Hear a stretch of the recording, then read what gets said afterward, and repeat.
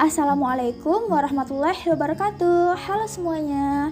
Perkenalkan, nama saya Ramadhana Aulia Wisdawati, biasa dipanggil Aulia, dari jurusan Ilmu Ekonomi, Fakultas Ekonomi, Universitas Andalas.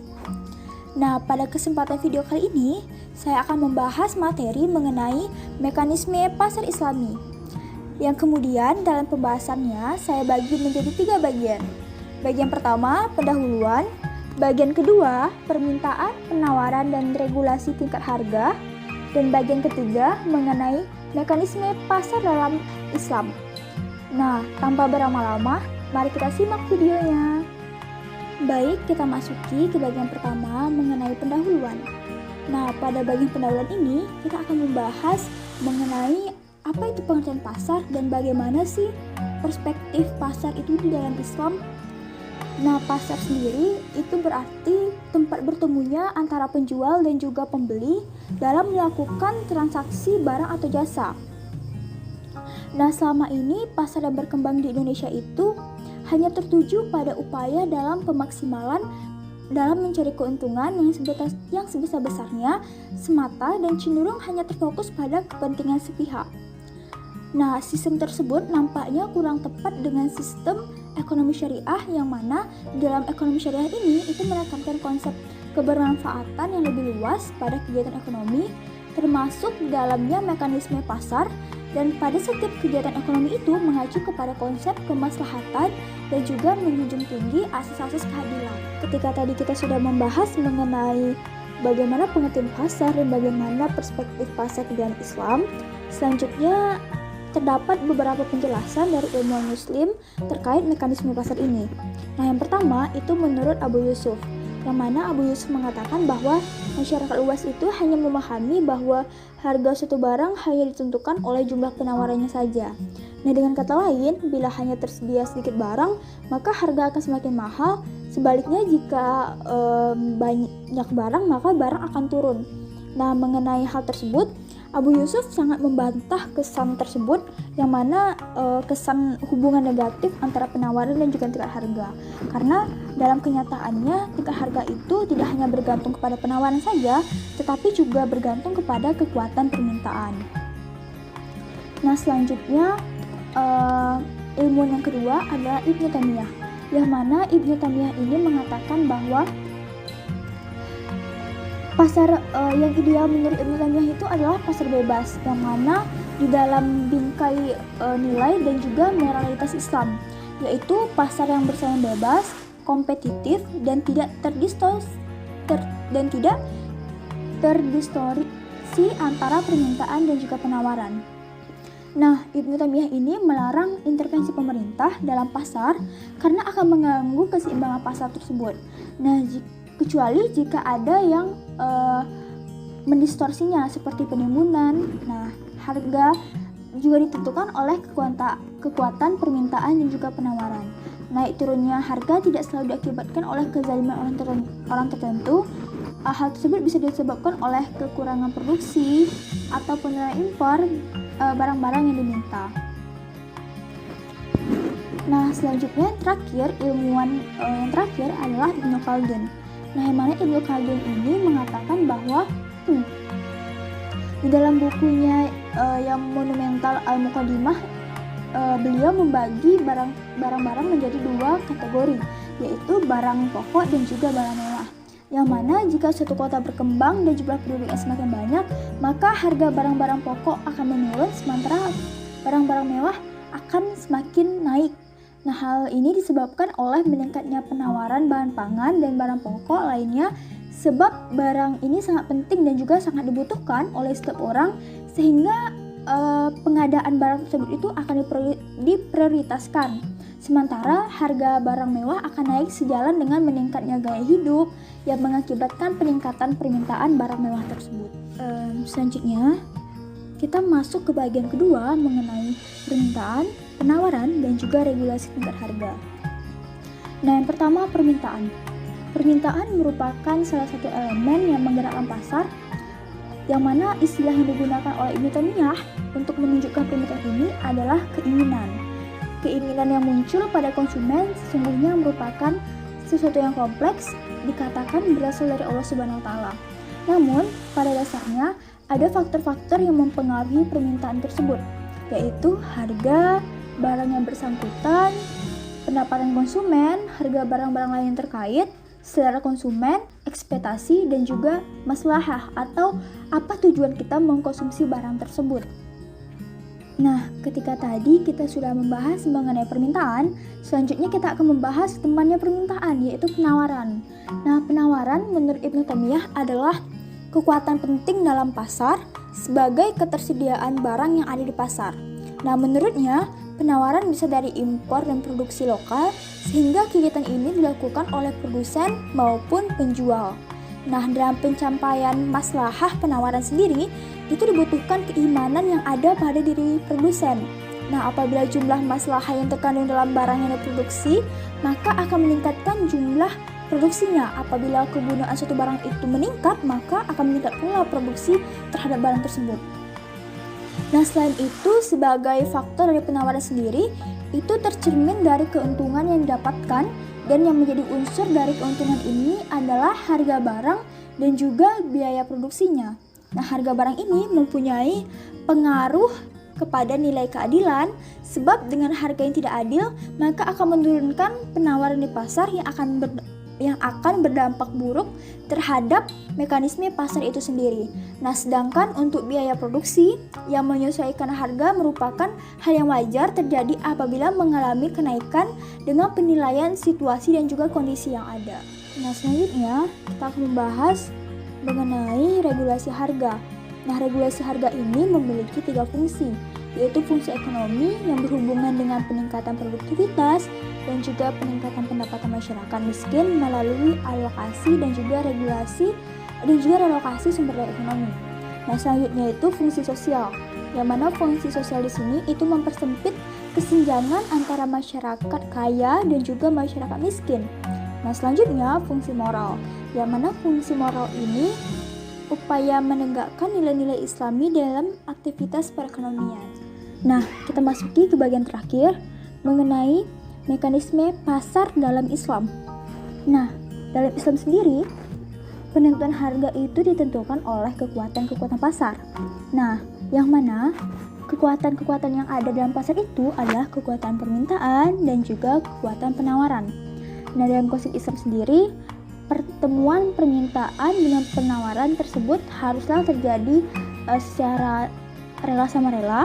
Tak ada pihak yang merasa terpaksa untuk melaksanakan transaksi pada tingkat harga tersebut.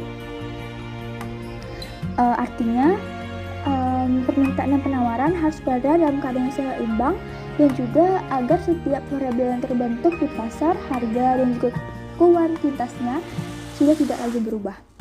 Hal tersebut dapat kita jelaskan berdasarkan grafik keseimbangan pasar di samping, yang mana keseimbangan pasar tersebut terjadi pada saat perpotongan kurva S atau kurva supply dan kurva demand dalam keadaan antara dimingkum atau rela sama rela. Nah, bila ada yang mengganggu keseimbangan ini, maka pemerintah harus melakukan intervensi pasar. Sehingga ketika kurva S dan kurva supply dan juga kurva demand itu berpotongan, maka dapat ditentukan harga P aksen dan juga harga Q aksen. Nah, jadi dalam konsep Islam sendiri, mau itu perusahaan monopoli, duopoli, oligopoli, dalam artian hanya ada satu penjual, dua penjual, atau beberapa penjual, itu tidak dilarang keberadaannya. Sama mereka tidak mengambil keuntungan di atas keuntungan normal. Nah, Islam sendiri itu sudah mengatur agar persaingan di pasar itu dilakukan secara adil. Nah, setiap bentuk yang dapat menimbulkan ketidakadilan itu dilarang. Apa saja? Nah, ada 8 bentuk ketidakadilan yang dilarang oleh Islam. Yang pertama itu adalah talaki rukban. Talaki rukban adalah yang dilarang karena pedagang yang menyongsong di pinggir kota itu mendapatkan keuntungan dari ketidaktahuan penjual dari kampung akan harga yang berlaku di kota. Nah, mencegah masuknya pedagang dari desa ke kota ini atau entry barrier ini akan menimbulkan pasar yang tidak kompetitif nantinya. Selanjutnya, mengurangi timbangan. Mengurangi timbangan ini dilarang karena barang yang dijual dengan harga yang sama untuk jumlah yang sedikit. Itu merupakan perbuatan yang tercela. Nah, yang ketiga, menyembunyikan barang cacat dilarang karena penjual mendapatkan harga baik untuk kualitas yang buruk. Yang keempat, menukar kurma kering dengan kurma basah itu dilarang karena takaran kurma basah ketika kering bisa jadi tidak sama dengan kurma yang kering yang ditukar. Yang kelima, menukar satu takar kurma berkualitas bagus dengan dua takar kurma berkualitas sedang itu dilarang karena setiap kualitas kurma itu mempunyai harga pasarnya masing-masing. Nah, Rasulullah SAW sendiri itu menyuruh menjual kurma satu kemudian membeli kurma lainnya dengan uang. Yang keenam itu transaksi najasi. Transaksi ini dilarang karena si penjual menyuruh orang lain untuk memuji barangnya atau menawar dengan harga tinggi agar orang lain tertarik. Nah, yang ketujuh, iktikar dilarang, yaitu mengambil keuntungan di atas keuntungan normal dengan menjual lebih sedikit barang untuk harga yang lebih tinggi. Yang kedelapan, yang terakhir, gaban fahishi atau besar ini dilarang, gaban fahishi dilarang yaitu menjual harga di atas harga pasar, menjual barang di atas harga pasar. Selanjutnya, pada bagian ketiga mengenai mekanisme pasar dalam Islam ini, kita juga membahas mengenai intervensi pasar. Yang mana dalam konsep ekonomi Islam sendiri, cara pengendalian harga ditentukan oleh penyebabnya. Nah, bila penyebabnya adalah perubahan pada genuine demand dan genuine supply, maka mekanisme pengendalian ini dilakukan melalui market intervention. Sedangkan bila penyebabnya adalah distorsi terhadap genuine demand dan genuine supply, maka mekanisme pengendaliannya dilakukan melalui penghilangan distorsi termasuk penentuan price intervention untuk mengembalikan harga pada keadaan sebelum distorsi. Untuk lebih lanjut, kita bisa lihat pada gambar 87 mengenai intervensi pasar. Jadi ada sedikit cerita mengenai intervensi pasar yang telah dilakukan di zaman Rasulullah SAW dan juga Khalifah Rasyidin nih teman-teman. Yang mana pada saat itu harga gandum di Madinah naik, maka pemerintah melakukan impor gandum dari Mesir. Dan juga kaum muslimin pernah menjadi korban distorsi harga ketika kaum Quraisy mau menetapkan blokade ekonomi terhadap umat Islam. Selama blokade yang berlangsung selama 3 tahun ini, umat Islam tinggal di lembah Abu Thalib di perbukitan Mekah, yang mana mereka hanya keluar dari lembah tersebut untuk berbelanja sedikit barang kebutuhan. Di bulan-bulan haram ketika perdamaian berlaku di seluruh jazirah Arab nih, kaum Quraisy memasang harga tinggi di atas harga pasar. Nah, jadi di sini provokatornya adalah Abu Lahab nih teman-teman, yang mana Abu Lahab menyerukan naikkan harga agar pengikut Muhammad tidak dapat membeli. Nah, untuk mempertahankan tingkat harga itu sendiri, Abu Lahab ini rela untuk membeli barang dengan harga yang lebih tinggi. Nauzubillah min zalik sekali ya teman-teman. Dan juga nih, kaum muslimin juga pernah mengalami harga-harga naik di Madinah yang disebabkan oleh faktor geni ini teman-teman. Yang mana untuk mengatasi hal tersebut, Khalifah Umar bin Khattab melakukan market intervention. Sejumlah besar barang diimpor dari Mesir ke Madinah. Jadi intervensi langsung dilakukan melalui jumlah barang yang ditawarkan. Kalau kita ibaratkan secara grafis nih, ketika harga naik di Madinah digambarkan dengan bergeraknya kurva penawaran ke kiri sehingga harga naik.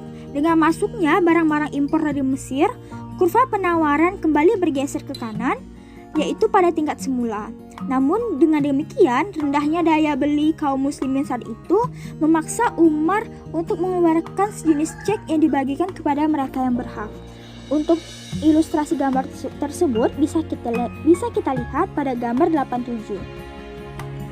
Nah, jadi market intervention ini sangat penting dalam menjamin pengadaan barang kebutuhan pokok, yang mana dalam keadaan kekurangan barang kebutuhan pokok tersebut, pemerintah dapat memaksa pedagang yang menahan barangnya untuk menjual barangnya ke pasar gitu. Jadi tidak ada penimbunan barang di sini. Nah, Ibnu Taimiyah ini menjelaskan di keadaan apa saja sih intervensi harga ini harus dilakukan. Nah, yang pertama, ketika produsen tidak mau menjual barangnya kecuali pada harga yang lebih tinggi daripada harga pasar yang reguler, padahal konsumen membutuhkan barang tersebut. Nah, dalam keadaan ini pemerintah dapat memaksa produsen untuk menjual barangnya dan menentukan harga intervensi harga secara adil.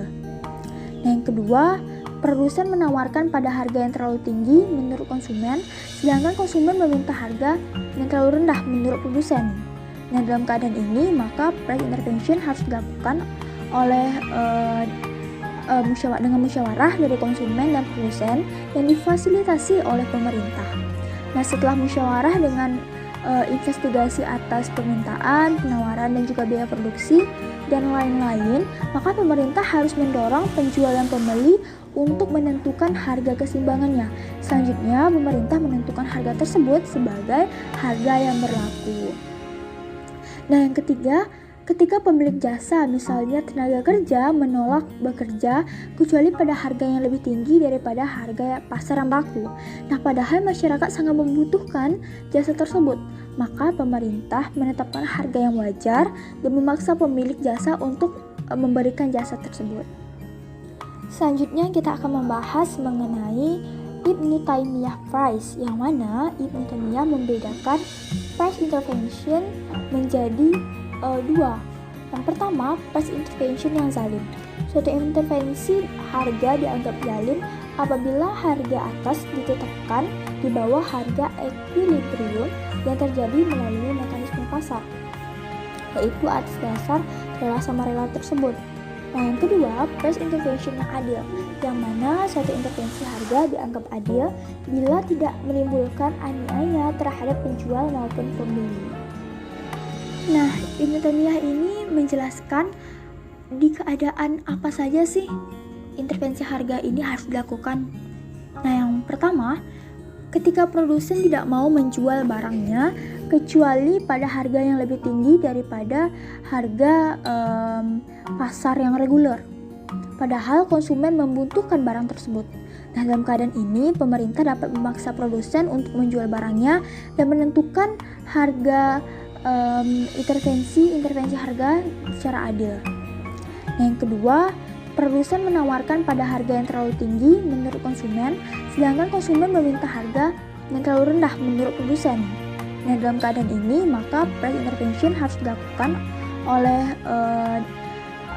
dengan musyawarah dari konsumen dan produsen yang difasilitasi oleh pemerintah. Nah, setelah musyawarah dengan investigasi atas permintaan, penawaran, dan juga biaya produksi, dan lain-lain, maka pemerintah harus mendorong penjual dan pembeli untuk menentukan harga keseimbangannya. Selanjutnya, pemerintah menentukan harga tersebut sebagai harga yang berlaku. Nah, yang ketiga, ketika pemilik jasa, misalnya tenaga kerja, menolak bekerja kecuali pada harga yang lebih tinggi daripada harga pasar yang berlaku. Nah, padahal masyarakat sangat membutuhkan jasa tersebut, maka pemerintah menetapkan harga yang wajar dan memaksa pemilik jasa untuk memberikan jasa tersebut. Nah, jelaslah bahwa Islamic Price Intervention ini atau intervensi harga Islam ini yang diusulkan oleh Ibnu Taimiyah itu malah melindungi kepentingan baik itu penjual maupun kepentingan dari pembeli sendiri. Nah, secara grafis bisa kita lihat Ibnu Taimiyah Price ini menetapkan harga pada saat supply bertemu dengan demand. Nah, sehingga sebenarnya market intervention ini adalah malah mengembalikan harga pada harga keseimbangan semula. Oleh karena itu, intervensi harga Islam ini tidak akan menimbulkan excess supply maupun excess demand yang mana hal ini terjadi di dalam pasar konvensional. Nah, lebih jauh lagi, intervensi harga Islam ini tidak akan menimbulkan deadweight loss yang sebagaimana hal ini terjadi pada market intervention yang konvensional. Nah, yang terakhir, prinsip-prinsip mekanisme pasar dalam Islam. Ada 4 prinsipnya. Yang pertama, arida, yaitu segala transaksi yang dilakukan haruslah atas dasar kerelaan antara masing-masing pihak. Yang kedua, persaingan sehat. Mekanisme pasar akan terhambat bekerja jika terjadi penimbunan atau ihtikar dan juga monopoli. Yang ketiga, keterbukaan, yang mana dalam pelaksanaan prinsip ini adalah transaksi yang dilakukan dituntut untuk berlaku benar dalam mengungkapkan kehendak dan juga keadaan yang sesungguhnya. Yang keempat, kejujuran. Nah, pilar ini merupakan sangat penting dalam Islam, sebab kejujuran adalah nama lain dari kebenaran itu sendiri. Oke, Sekarang kita masuk ke bagian kesimpulan dari mekanisme pasar Islami. Yang pertama, ekonomi Islam itu memandang bahwa pasar, negara, dan juga individu berada dalam keseimbangan. Nah, pasar dijamin kebebasannya dalam Islam. Pasar bebas menentukan cara produksi dan juga harga, namun tidak boleh ada gangguan yang mengakibatkan rusaknya keseimbangan pasar tersebut. Contohnya adalah penimbunan. Nah, selanjutnya, sulit ditemukan pasar yang berjalan sendiri secara adil atau fair, dan distorsi pasar yang sering terjadi sehingga dapat merugikan para pihak. Maka Islam membolehkan adanya intervensi pasar oleh negara untuk mengembalikan harga kepada harga normal. Yang ketiga, dalam ekonomi Islam, harga ditentukan oleh kekuatan supply dan juga demand. Nah, jika terjadi distorsi, maka pemerintah boleh ikut campur terhadap intervensi tersebut. Yang keempat, konsep mekanisme pasar ini dalam Islam dapat dirujuk kepada hadis Rasulullah SAW. Dengan demikian, maka Islam jauh mendahului Barat dalam merumuskan konsep mekanisme pasar ini. Baik, berakhir sudah paparan saya mengenai mekanisme pasar dalam Islam. Semoga bermanfaat. Terima kasih atas perhatiannya. Assalamualaikum warahmatullahi wabarakatuh.